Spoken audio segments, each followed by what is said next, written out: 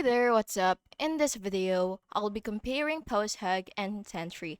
So it's really useful if you want to decide between project analytics and error tracking solutions. So let's dive in.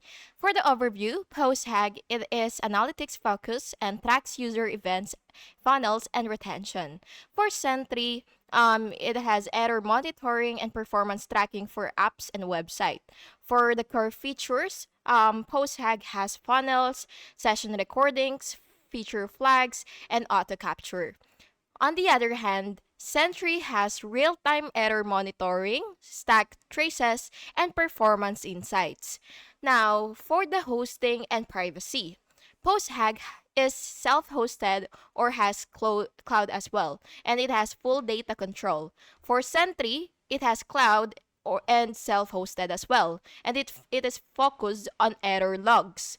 Now, for the pricing, PostHag has free self-hosted and cloud paid per MAU. For Sentry, it has free tier and paid based on events and month. For my recommendation, you should choose PostHug for analytics and products behavior tracking. But if you want to focus on error monitoring and app performance, then you should choose Sentry. And that's the comparison between PostHug and Sentry in 2025. Use the right tool depending on your project's focus. And yeah, thank you so much for watching this video, and I really hope it was helpful for you. And if it was, please make sure to like and subscribe for more videos like this. Thank you, and have an awesome day.